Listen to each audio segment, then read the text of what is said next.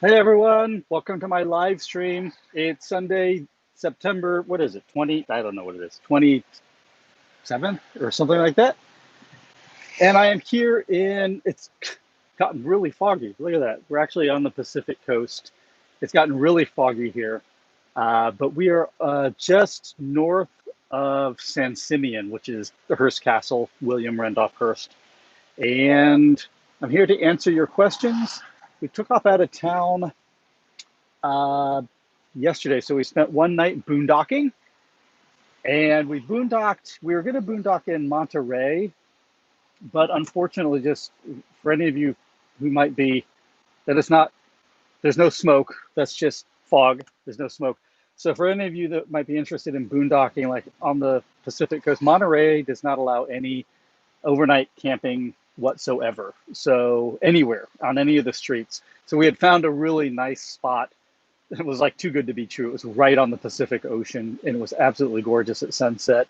And we just pulled right into this spot. And of course, researched online and found out that they don't have to post it anywhere in Monterey, but they don't allow any overnight boondocking. So that's unfortunate. So what we ended up doing is we just drove south from Monterey a little bit, and we found a little spot off Highway 1 and pulled over there. And the problem with that was that it was very noisy. So it was a beautiful spot. It was right on the ocean, but there was a lot of, we were not far enough off the highway. And so there was a lot of traffic last night. And that's just the chance that you take when you boondock. And so there was a lot of noise and wind. So when cars or trucks would pass, the van would kind of topple a little bit like that.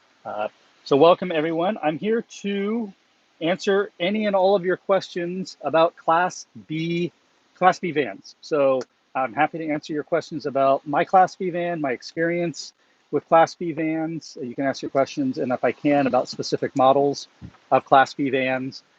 I'm happy to answer any and of all of them. I know many of you during this time of COVID are looking to get into a Class B. I know that it's difficult right now to find Class Bs because COVID has actually affected the ability for manufacturers to keep up and manufacture. Their supply lines and supply chains and things like that have been disrupted. And so there's just not a lot of inventory available. So, but for those of you who are in the market and are looking, then I'm happy to answer any and all your questions. So one thing, while we're waiting for questions, one thing I wanted to share with you, it's kind of a gross story, but I'm going to share it with you because it's Class B related. So our tanks were full yesterday when we set out on our trip, and we had to go, first of all, find a place to dump our black tank. So I use an app on my phone called Compendium, and Compendium is free to use, and there's different filters. You can look for boondocking sites, campsites, and then dump stations. So it's pretty good. And you don't have to pay for it. It's free. So we found a place to dump in Redwood City, a little bit, and a place to fill our propane. Our propane tanks were down to about 14%. And so we found the one place. It was expensive. It was $25 to dump. So just so you know, some places can be very expensive.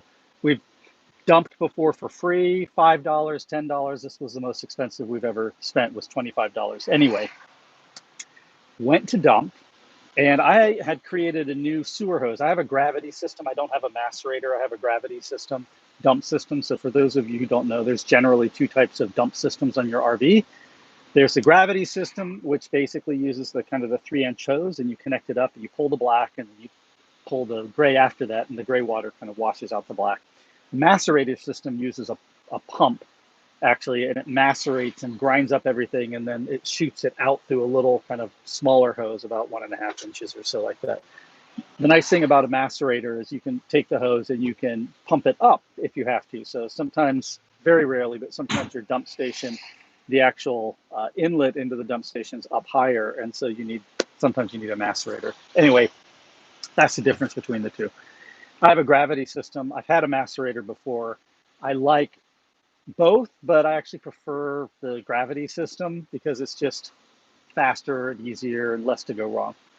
In any case, yesterday was a case where I would have preferred the macerator because I made a new hose. I had to make a new hose, so I just bought the part that clamps onto it and the corrugated plastic piece, and made a new hose. And I hooked it up, and usually the hooks are kind of like this. They have these, and they clamp on.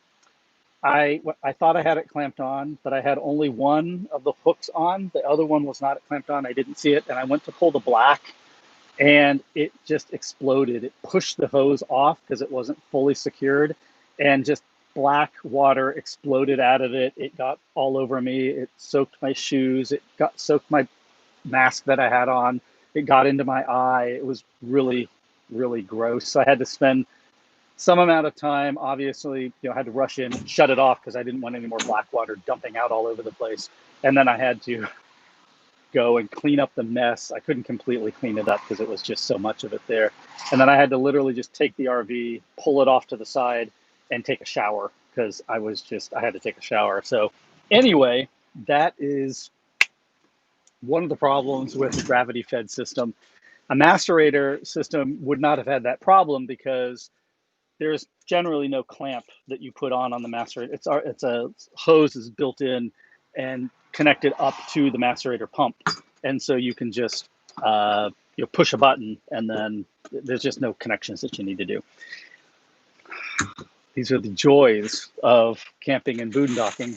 It happens. Okay, we got some questions coming in. Let's take a look. Would you ever do a custom build out? That's asked by Dead Edie. Dead Edie? Would I ever do a custom build out? Maybe, I don't know. There's so many good just RVs that you can go and buy off the lot. I'm impatient. That's just my nature. When I decided to get this RV, I didn't even want to go on a wait list. I found an RV dealership in Quebec that had it on the lot. It happened to have the one that I wanted, and so I could just go buy it and drive it off the lot. That's just me, though. The nice thing about obviously doing custom is you can get exactly what you want, and there's a lot of fine custom builders out there that, big and small. Now, the one thing I would say that you should check when you do a custom build is make sure that they are like if it's a Mercedes or something like that, make sure they're a master upfitter. Watch my video about that. You just want to make sure they're a master upfitter, because if they're not, you can run into complications when you take your custom build in to get service at a Mercedes dealership. Master upfitters have to abide by a lot of specific regulations, for instance, Mercedes, that tell them exactly what they can and cannot do, what size holes they can cut into the unibody construction, and all different types of stuff. Watch my tours, by the way, with Dean over at Pleasureway when I go through his factory, because he explains some of this in greater detail to you. But in any case, if you buy something that you update yourself, or that master upfitter has not upfitted, like from Mercedes specifically, then when you take it in, let's say they have to do something like they have to get to some component underneath the RV, then they will charge you for all the work they have to do to take out all the stuff that was not originally a part of the Mercedes chassis. So if there are tanks under there, if there are propane tanks and generators or whatever, or an underhood generator, and there's some electrical, they'll charge you to remove it, fix the problem, and then they'll charge you to put it back all in together. They don't do that if they're a master upfitter. So if they're a master upfitter and they need to get to something, for instance, underneath the chassis, you don't pay for if they have to remove the component or components. Okay, it's just, that's part of why the manufacturers are master upfitters. So that's the one thing I would say. Make sure, always, even manufacturers that are like the big manufacturers out there that are not custom builders, make sure that they are master upfitters. An example of that was the old Road Trek lost their master upfitters certification, and so any of the units, this was a number of years back, any of the Mercedes RVs that they were building, they were not a master upfitter. So this was potentially a problem for people that owned those types of RVs built by Road Trek. So things you got to be aware of. All right, good question. Next, Shirley asks, where is the best place to sell a Class B van in January? Just curious. The best place to sell. Are you talking about geographically, or are you talking about like online or places like that? I don't know where it would be in January, honestly, like geographically. In general, January is not probably the best month to be selling RVs. I know I bought this RV in the wintertime and I got a pretty good discount in normal times, not during COVID, but in normal times, it's an off season. It's better to buy an RV during off season, during the winter. There's just not a lot of competition. So dealers are more keen to especially get previous model years off of their lot. So, if you're going into 2020, and dealers already have the 2020 model, and you go like in January, you can get some really good deals in non-COVID times on a 2019 model, as an example. Now, as far as like online resources, if you're trying to sell your RV, I've had really good luck with RV Trader, and there's RVT and things like that. There's a couple, but I had good luck with RV Trader, and pay the little premium thing. I forget how, it's like 99 bucks or something like that. It's highly worth it just because they bump up your advertisement in front of people, so you get priority placement, which will help you sell your, and for 100 bucks, I mean, you're already going to sell these things for tens of thousands of dollars. So RV Trader, I had a really good luck with that. My recommendation to you is, if you're selling there, treat it like a home when you sell homes. So really take high quality photos and stage your RV. That's what I did. Like, actually stage it like you would a home, and put like little like blankets and pillows and make it look cozy, so people, when they look at it, that they actually can see themselves in your RV, and they can see themselves using your RV, going out and making memories. So pictures are very important. I had probably over 20 photos, just like I would a house, of my RV, and I had lots of interest in it, and sold it pretty quickly. So, all right, next question. Jerry asked, do you think there's a need to have a 4x4 Class B RV, or just a normal Class B is good enough?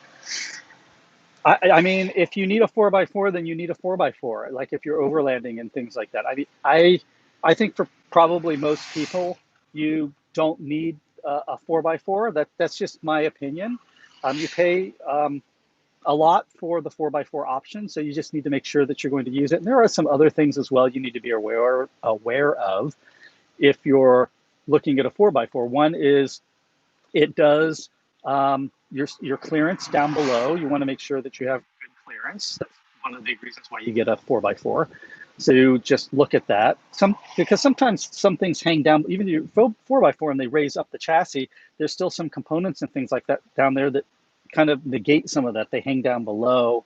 So just look at that and make sure it meets your needs. And the other thing is, the 4x4 is a couple inches, maybe 2 or 3 inches higher than the normal chassis, at least for instance on the Mercedes 4x4.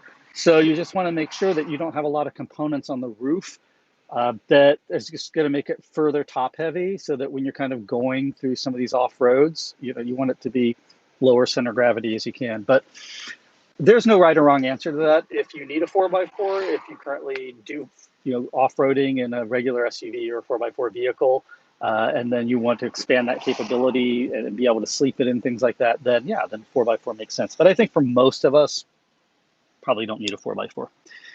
Okay, Marianella Deckman asks, how do people afford these things? I've seen some cost more than a house. Yeah, Class Bs, unfortunately, Class Bs are some of the most expensive RVs you can get. There's Class A's, B's, and C's. Class A's can get really expensive too. Those are the big ones that are built on the bus chassis, for instance. So they could get in the $1 million ranges for those. But those have like 2 bedrooms and 2 or 3 bathrooms, and jacuzzi and washer dryer and stuff like that in them. But Class B's can also get expensive, and so they vary in price. Generally speaking, the Mercedes Sprinter chassis is the most expensive, just because for the manufacturer, just to buy the chassis itself is more expensive than getting, for instance, a Ram ProMaster or a Ford Transit. So that will automatically add cost. And then I believe the Ford Transit is next most expensive, and then the Ram ProMaster. So, and then keep in mind the build out of these, again, they can vary all over the map, just depending on the components that you get. And again, different components cost different things. Water heaters and rate heaters. Truma, for instance, which is a water heater and a heater for the coach, is one of the top of the line. So they cost a little bit more. The type of generator you have. Now they're upgrading the air conditioning unit, so they're more quiet. So those components can add. And then the build out itself actually is a lot of the cost. And I talk about this, and I've toured, for instance, the Pleasureway factory, and you can watch other tour videos online from other channels, which take you into different RV manufacturers' facilities where they manufacture, and you can see how the cost can vary based on the build quality itself. And I'm not saying having something like a Pleasureway or a Panoramic RV is right for everyone, because you have to really pay for that. That really, it will knock the price up quite a bit. And someone like Airstream, for instance, their brand is just really, it's a powerful brand, and people associate it with quality. And so you're going to pay just to have that Airstream logo on your van. You're going to pay for that. But I agree with you, it's expensive. Consider getting used, because you can get some fantastic deals on used RVs with very low mileage. People don't use these RVs a lot when they get them. Generally, they don't. I do, but generally they don't. And so they generally have low mileage when they're used. So you can get a pretty good RV with low mileage, and sometimes the warranty's still intact. Sometimes they don't transfer, and you get tens of thousands of dollars off on those used RVs. So next question is, oh my gosh, so many questions coming in. RV Van Life says, I wanted an Airstream Interstate 19 and ended up finding, a used Pleasureway Excel for a fraction of the price. The quality is amazing, and I wouldn't have considered the brand if not for you. Well, I'm glad I could help you, RV Life, and you made a smart decision getting a used Pleasureway, because they are built very well, and it's going to last you a long time. So get out there and make some memories. Let's see. Ron asked, does your toilet smell up the van? Oh, okay, here's the thing. The toilet can smell up the van. There's a couple things that you need to be aware of. The first thing is, if you have, like I do, a black tank in your van, then you always want to keep a little bit of water in the actual toilet bowl, because what that does is that there is no generally, like on my toilet, if I showed you, the toilet just goes directly down into the black tank. There's no elbow or anything like that, like we would have in residential, and a little bit of water in the elbow part keeps the fumes from coming back up into your house, right? But a lot of these vans, they don't have an elbow there. It just goes straight down to the black tank. Okay, but that little bit of water you can put in. You just, after you're done flushing, you just hold the pedal a little bit and put some water in, and that creates a seal. And what you'll find is no more smells coming up through the black tank, through the seal coming up into your van. That's point number one. And point number two is, it's a good idea to not have your fan on when you flush the toilet, because there's a vent on the roof that allows the black tank to vent. And usually it's, the airflow is moving up, and it's kind of sucking the fumes out. But if you have the vent on and you're creating negative pressure inside the van, what will happen is it'll actually suck air back down through the vent, back up through your black tank and up through your toilet hole while you're flushing. And then all this like awful smell, it's like a stink bomb, goes off inside of your van, because it just poof, it just fills up the inside of your van. So try not to have the fan on, is what I'm trying to say. When you flush, you can have it on while you're in the bathroom, but when it's time to flush, just try to shut the fan off so you don't create negative pressure, and pull that back in. That vent also at the top of the van, there are times where the wind outside will shift, and it will, because fumes are going up, they'll waft back down and they'll come back into the windows. Very rarely, but it will happen. So just stuff to be aware of. Usually when that happens, though, if you're driving down the road or whatever, it pretty quickly dissipates, but it does happen. Okay. Any word on Panoramic RV? No, I don't have any update yet. I'm going to get an update for you all about Panoramic RV and Phil. I owe him a call. We were hoping to get me into a Panoramic RV at the end of September, but the border's still closed between the United States and Canada, and that's been extended to the end of October. So at the earliest I'll be seeing something from Panoramic is the end of October. But I'm going to call him, because Phil and I need to have a chat, and then I'll share with you on the live stream after that what's going on there. Have you reviewed any builds from Embassy RV in Elkhart, Indiana? Semi-custom build and no wood with lots of technical innovations. Embassy RV. I've done so many Class B reviews. Does anyone know if I've reviewed? I know about Embassy. I can't remember if I've actually done a review of an Embassy. It's terrible, isn't it? I've done so many reviews. I have to go back and look. I can't tell you anything here on the live stream. I'm sorry. I wish I could. I can't tell you anything about Embassy. Is Embassy the RV? Did they make the?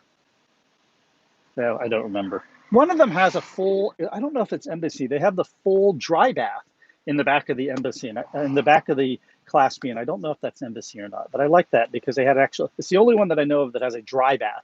Dry bath meaning they have a separate shower stall from the toilet. Almost every other Class B, the toilet and the shower stall are together, and it's called a wet bath. I don't know if that was Embassy or not. Okay.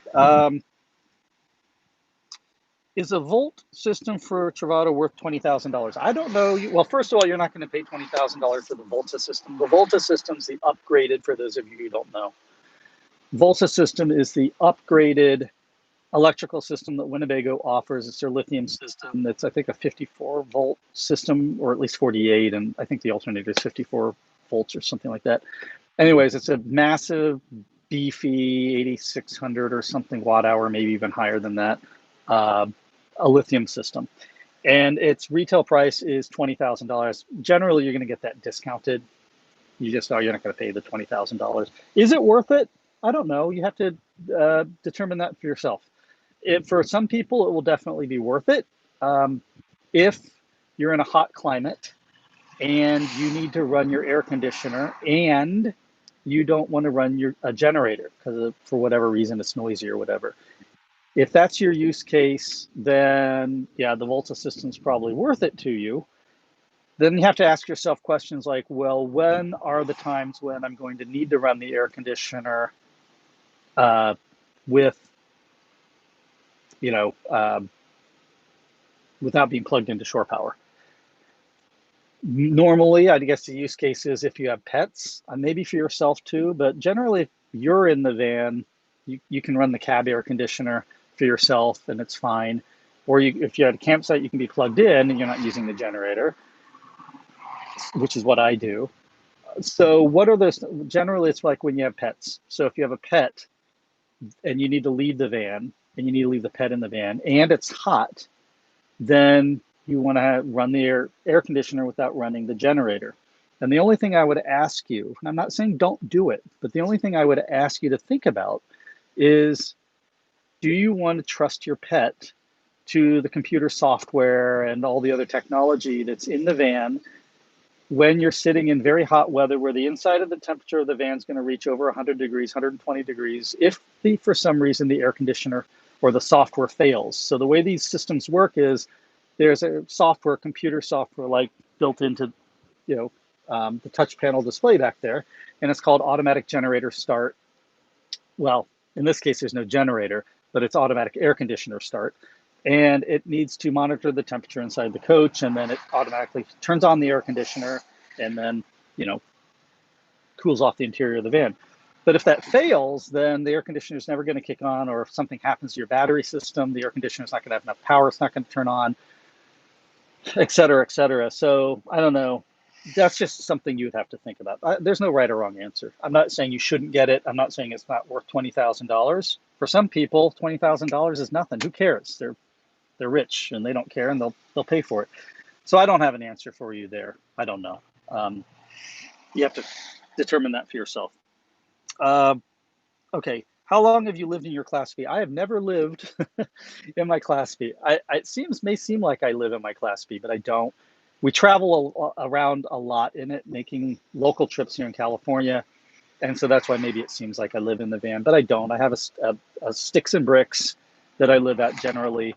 And then this was, where we take it out and around. Okay. Cynthia asked, will the Ascent,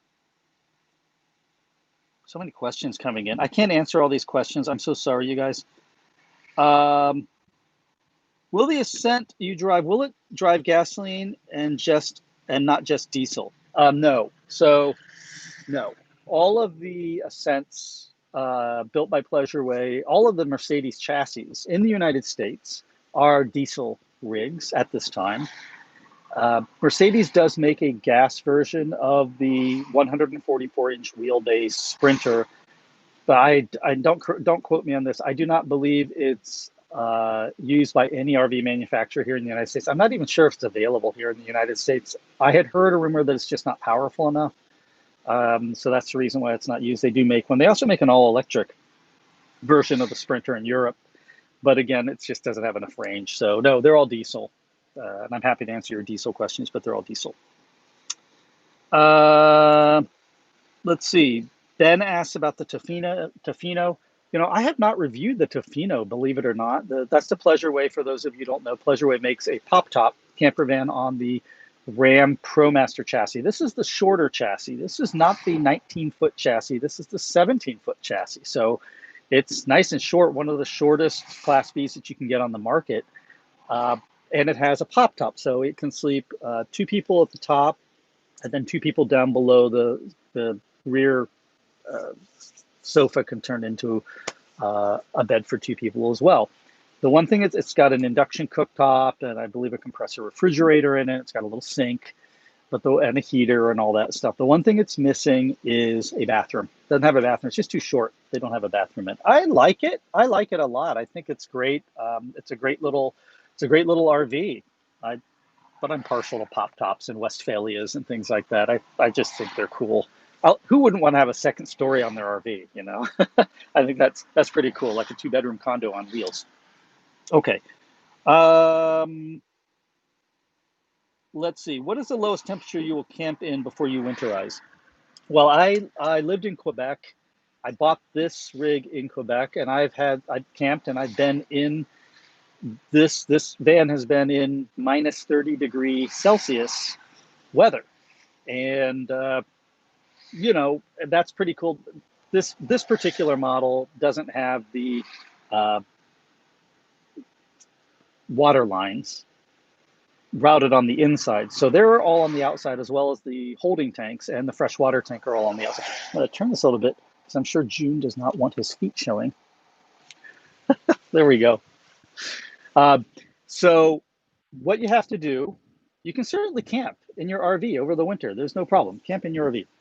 But you have to be aware that your water lines will freeze. So you can't have water in your water lines that are exposed on the outside. So you need to either empty them out completely. You can use a compressor or you can just empty them out. Or what I do is I just put antifreeze in, RV antifreeze. Don't put automotive antifreeze in. That stuff is poisonous. RV antifreeze, the pink stuff, and it's not poisonous. So if a little residual amount gets into your water, it's not going to kill you or make you sick. So I put antifreeze in the water lines, and then I don't use the sink, basically. I do use the toilet, though. When I use the toilet, even though the black tank's exposed, I flush with antifreeze. So I always keep a jug of antifreeze in the winter now I'm in California, but when I was in Canada, a jug of antifreeze in the bathroom. And then instead of flushing with water, I just took some of the antifreeze and just dumped it into the black tank. And it was enough that it kept the black tank from freezing solid, even in minus 30 degrees Celsius temperatures. Obviously, nothing was in the gray water tank because we weren't using the sinks, and nothing was in the fresh water tank. And the only other thing you need to be concerned of is if you have lithium batteries, then the lithium batteries do not like to be charged in below freezing temperatures. It's really bad for lithium batteries. So you need to make sure that your battery pack, I put a little temperature sensor in on my battery pack when I lived in Quebec, and you need to make sure that the temperature is above freezing. There's a little battery disconnect red thing, and so I just disconnect it physically. So solar power, nothing's charging it. And when the inside of the cab is nice and toasty warm, then I connect it back up, and then your lithium batteries are fine. So it's not a big deal. You get used to this stuff, and you can use it then, for a season. Obviously, if you get a coach which has the water lines inside and has the black tank inside and has moved the freshwater tank inside, then there's a lot less to worry about. And I think, is it the Bolt? The Winnebago Bolt has all of that, plus the dump station on it, I believe, is heated. I believe it's heated. And that's another thing you need to worry about, is when you do have to dump the black tank, that's exposed. The little 3-inch pipe I was talking about before, that's exposed to the elements. So that can freeze solid in there. And so you need some insulation or heating elements or something there so it doesn't freeze solid and you can dump. So you just need to be kind of thinking about and aware of this stuff. Okay.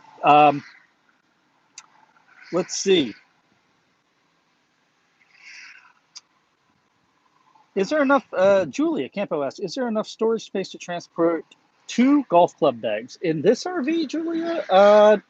No, not really. It's one of the disadvantages of my ascent, this ascent, is the fact that there's really not enough storage for bulky items. And so the biggest space that you have is under the seat, the rear seat in the back. The problem here is this has 200 amp hours of lithium, and so there's a pretty large lithium battery pack underneath the rear seat, and so that takes up a lot of your space. If that wasn't there, you'd probably be able to get 2 sets of golf clubs back there. Some of the other RVs don't have lithium, or they don't have it back there, and so you look for this stuff when you go look at your RVs. Think about what your use cases are. Do you need those golf clubs or other things like that, and where are they going to sit? The other problem with this ascent is it's a great in terms of the layout, but like if you have luggage, like you pick someone up from the airport, it's not going to, there's no place to put it. So it ends up in the center aisleway. And so as people are trying to get to the bathroom or go back and forth from the front to the back of the coach, the luggage is all there because it doesn't fit behind the seats in the back. So just think about this stuff. Really think about, before you buy the RV, what are you going to use it for primarily? And then you'll find the layout and you'll find the RV that works best for you. I wish I would have known this stuff, and I wish I would have had my channel when I bought my first RV, because I made so many of these mistakes. I ended up buying the wrong RV, which is, it's not a ding on the manufacturer, it's a ding on me, because I didn't do my homework and I didn't know enough about what I needed, and so I bought the wrong RV, and then I sold it and corrected it when I bought this RV. Okay, how often do you use the air conditioner? We don't, well, we're in California, so we don't use the air conditioner a lot at all. We're talking about the coach air conditioner, the one that's on the roof in the back. I've used it on occasion when I was going through the desert. I had to use it when we were in Las Vegas in the summer, very hot, had to use it. So there's been occasions where we've used it. I don't have a problem running the generator when I have to use it, but generally when I do that, it's just for brief periods of time. Sometimes I leave it on if it's really hot out and we're out shopping. Then I'll just leave the generator running in the coach to keep the inside of the cab cool, and then come back out, and it's in the parking lot and it generally doesn't bother people. Okay. Let's see. Testa says, I want lithium. Oh my God, there's just so many questions here. I want lithium batteries and Volt Start. What upfitters offer this as an option or include? Well, if you're looking for Volt Start, Volt Start is a specific brand name from Roadtrek, their EcoTrek system. Winnebago has their Volta system, which is lithium. All Pleasureways come with their lithium system as well. And other manufacturers like Coachman are offering lithium. I forget who they're offering it through. I can't believe I'm forgetting who they're. Anyways, these manufacturers, they use an off-the-shelf system that's good, because these off-the-shelf systems, that the manufacturers can't be everything to everyone, and so they shouldn't kind of be making their own lithium batteries, in my opinion. They should focus on building good coaches. And the art of building an electrical system and a lithium system with inverters and chargers and solar panels and all this stuff, there are other companies out there that do a better job of that. And so the smart companies like Coachman and others, and even Winnebago using Volta, they partner with these 2 or 3 other big companies that are good at making these lithium battery bank systems and electrical systems. And then they handle that piece of it for the manufacturers. So it's one of the problems I had with Roadtrek's E-Trek system. It was okay, and they were a pioneer in it, but it was their own proprietary system. And then we kind of saw what happened when Roadtrek went out of business, is people were left in the lurches a little bit because their E-Trek systems couldn't be serviced and things like that.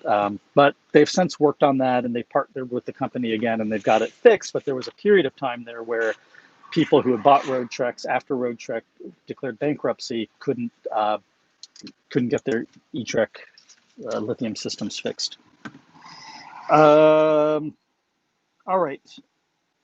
There's so many questions. I'm just gonna look. I'm sorry. I'm just gonna look down through here.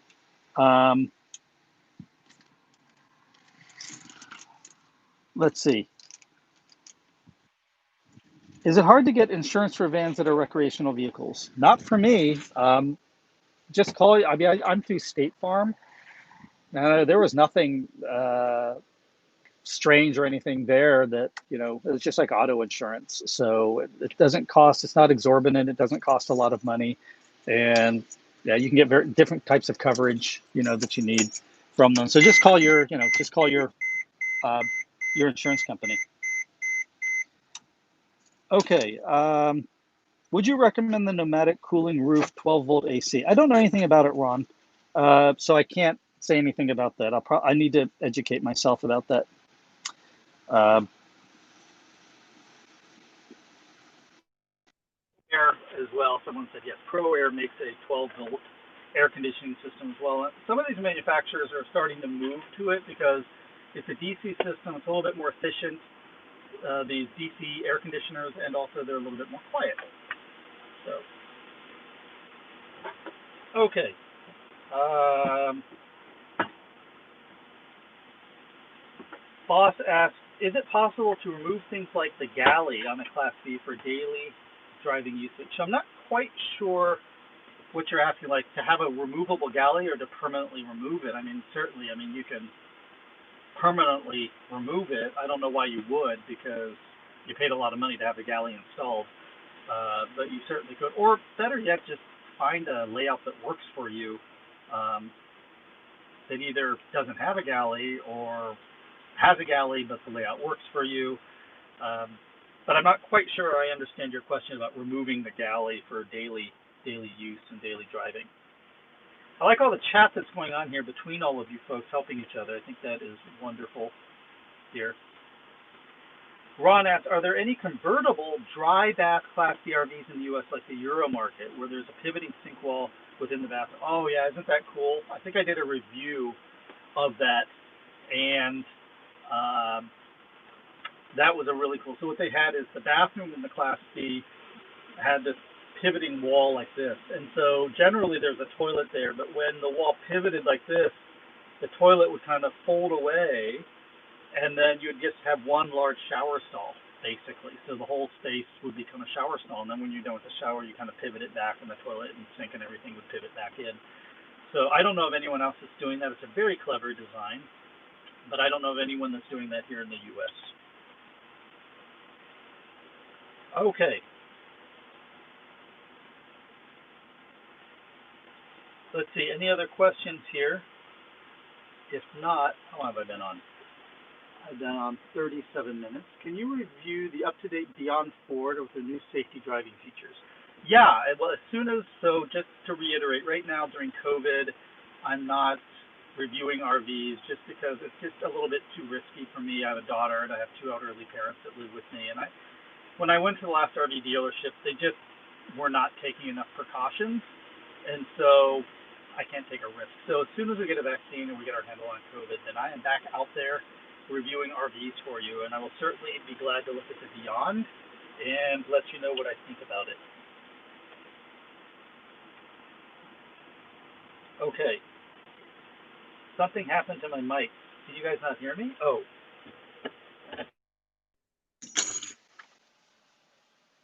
Can you guys hear me? I think maybe when the car was turned on, it cut over or something.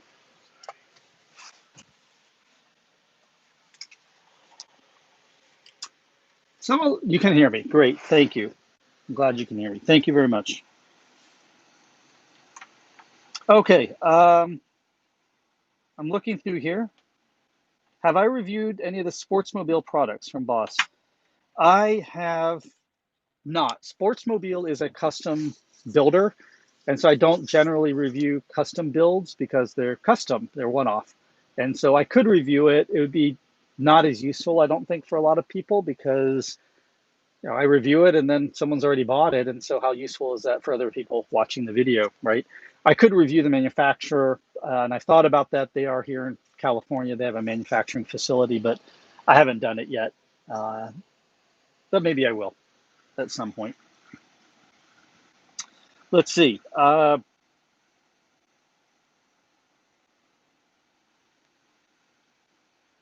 Okay, let's see here. I'm glad. I think what happened is when we turned on the RV, then it switched to the Bluetooth microphone in the cab of the RV and stopped using my AirPods. All right. I can take a couple more questions.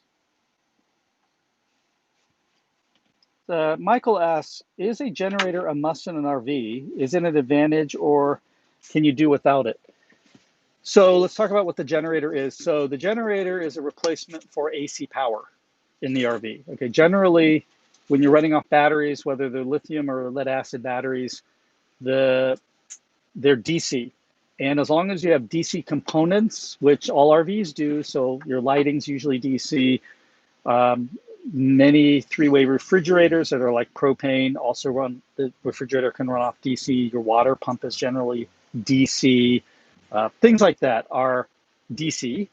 But then if you want to run other things, like sometimes your TV's DC, sometimes your TV's AC, your DVD player's AC, your outlets, your standard outlets in there. So if you want to plug in a hair dryer or a blender or something like that, a crock pot, those are all AC. And then your air conditioner on the roof is AC.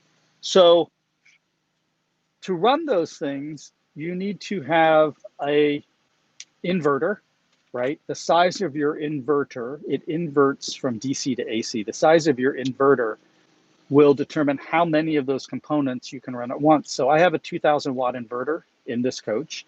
And so I can run things like the microwave, and then I could run like charging a laptop or things like that. If the larger your inverter, the more stuff you can run, right? What does the generator do? The generator is a little power plant. So it feeds power into your battery bank for if your battery bank gets low. So does the alternator in your engine. So as you're driving down the road, your alternator's also spinning and generating and putting power into your battery bank. And then so are your solar panels. They're also all putting power into your power bank. I like having a generator because really to run the AC. That's really the only time that I ever need the generator. It's because the AC is so power hungry. I don't need it for the microwave and I don't need it for anything else. But the air conditioning is power hungry and it won't run on. I don't have enough battery capacity. So the generator has to run to supply power to the air conditioner. Now, if I never needed my air conditioner, then yank my generator out of here. It's big and it's heavy and taking up space underneath the chassis. So I yank it out. But because there are times when I do need the air conditioning unit and I'm not plugged into shore power, then I need the generator. Generally, if you upgrade like to the Volta system or any of these upgraded electrical lithium systems from these manufacturers like Winnebago, they get rid of the generator. You don't need it, right? Because you have high capacity lithium system that can supply a lot of juice, and they usually give you a big inverter, and then they put a beefier second alternator under the hood, which supplies a ton of power while you're driving down the road to recharge your lithium battery bank. So that's a time when you don't need your generator, the big kind of standard generator that everyone thinks about, underneath the coach. Okay, let's see here. Do you use a portable generator off-grid?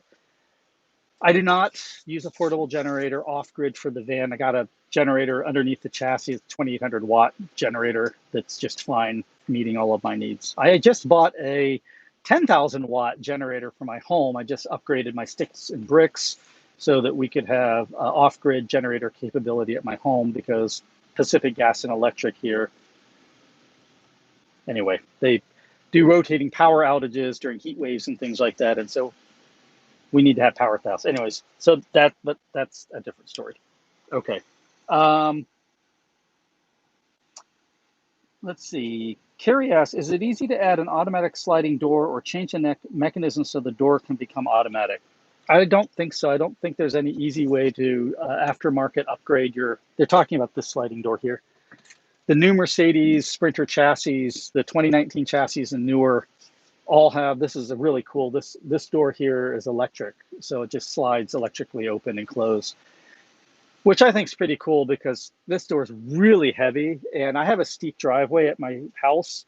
And if I park the van in the driveway, I cannot even close this door. this is a heavy door. It's the side of the van, very wide, very tall, heavy glass, and it's a lot of work. So I love that electronic door, but I don't know if you can upgrade it. Maybe there's an aftermarket, but I've not heard of anything for that. Okay. Walt, anybody getting info on how to enter or join to win a Mercedes-Benz Class B? Right. Marianella Deckman asks, or I'm sorry, how B asks, can you RV in a Class B with a family of 5? And if so, what are the options? No, no. This is where it's important to know what your needs are. A Class B van, especially one that's this size, 19 feet, I mean, it's good for 2 people, 1 or 2 people. You're going to be comfortable with 2 people. If you have a family, don't go with a Class B. You maybe look at a pop top that can sleep like 2 at the top, 2 at the bottom. That would be 4. But make sure you have the seat belts for them, the little ones, right? I mean, what sense does it make to have beds for the little ones and you don't have seat belts for them? They're not safe. So make sure you got the 3-point seat belts for them, and then have the beds for them. But if you're looking at 5, I mean, you're starting to look at a Class C. They have more space, and you're going to be able to. The problem with Class Cs is you're not going to really find any that have the 3-point seat belts for the kids. That's the problems with the Class Cs. So, I don't know. It's hard. It's hard to, maybe you're starting to look at a trailer at that point, because then you can have a car which has seat belts for everyone, and then you have a trailer which can sleep everyone. But no, a Class B it's not set up for, I'm sorry, I wish I could lie to you and tell you otherwise, but it's not set up for a family of 5. Chef, how long will you be on? I will be on for just a few more minutes. I've been on 45 minutes, so it's getting late, and I got to head up the coast. We're heading back toward Carmel, by the sea in Monterey, and it's getting foggy here, so I got to get on the run here. Let's see. When are you picking up your Panoramic RV? I don't know. I'm hoping the border's closed. I'm hoping at the end of October now. They were supposed to open the border at the end of September. They moved it now to the end of October. My travel buddy June is in the back waiting patiently for me to wrap this up so we can hit the road. Casa Rocinante asks, hey, any ideas on good quality breathable seat covers for passenger driver seats that are cooler than leather and ultra leather? I don't even have leather in mine. This is the standard Mercedes fabric. I love it. It's durable, it's breathable, and it works great. So if anyone has suggestions for these questions, please leave a comment or in the chat here for people. I love when you guys help each other. Benedicto Reyes asks, which Class B have the most comfortable beds? You got to try them out yourself. So I actually like the bed in the Ascent. It's about 6+ inches of memory foam, which makes a big difference. But there are a lot of seams, but you don't really feel the seams. But it's pretty comfortable, or maybe it's just because I've gotten used to it. I like some of the beds, like the Panoramic bed was very comfortable to me because it had a nice, maybe 3 to 4 inch mattress, and then it had the slat system as well, the European slat system, which gave you some support. And then it's just one single mattress back there because it's a permanent bed in the back, so there's no seams or anything like that. So I liked their setup. I have not tried the Winnebago with the Froley sleep system long term. I've laid on it in the showrooms, and I thought it was comfortable enough, but I would really need to try it out long term to see how comfortable it is, like overnight. Some beds are really uncomfortable. Like when you start getting to the seat, like when you see it's about this thick, it's not going to be comfortable. You try it out yourself, but it's just not going to be comfortable. So when you look at an RV, go lay in the bed, have them put it down, and I mean really lay in it, like not just try it, like lay in it for a while, roll left, roll right like you would. And when you roll, see if you feel the bars and the seams and things like that. Also, your body weight needs time to compress the cushions, because what you'll find is when you first lay down, right, just like anything, it feels really good. And then after like 10 minutes, it's like, oh, this is really uncomfortable. It's flattened like a pancake and it's not comfortable to sleep in. So that's do the bed test.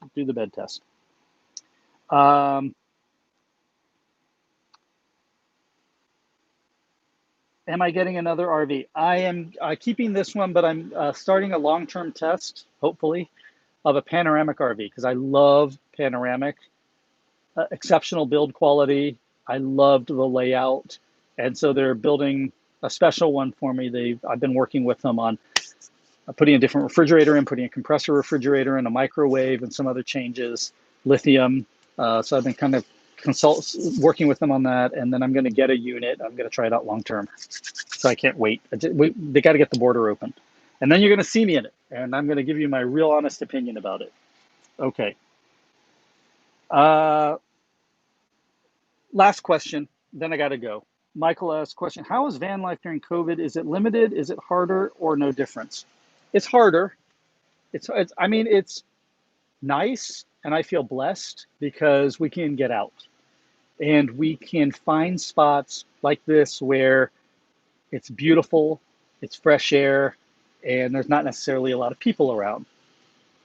However, you're always going to need to be around people. You go to a gas station to fill up, you gotta, we have, a whole box of plastic disposable gloves because when you go to the gas station, you put them on and pump and then wear your mask and all that. Or if you need to go shopping, right? Some places are maybe a little bit better about COVID-19 precautions than others. And so you got to be aware of that. And then if you end up showing up at a crowded space or it starts to get crowded, I mean, it's just whatever your comfort level is. But for us, it's like then we kind of pack up and we leave. So it's good and it's bad. But overall, I think we feel blessed that we can get out and enjoy the outside and get a change of scenery and create some great memories still during this time of COVID. Okay. All right. Are you thinking about giving away the old one? You mean this one here? I love this van. It's my favorite RV that I've owned. I don't know. Probably, I mean, I can't afford to give it away, I might sell it. I don't know. Maybe I'd sell it. I like it too much though. And I've talked about doing like with my parents, having them drive this and then I take the other one and then we kind of do a little caravan trip or something like that. So we'll see. Okay. All right. If there's no more questions, then I'm going to sign off. And thank you all very much for joining me here on the beautiful San Simeon coast of California, answering your RV questions. And put questions in the comments. If I didn't answer, I'll be happy to try to answer them in the comment section below. And I'll be sure to see you all next time answering your questions. All right. Take care, everyone. Bye-bye.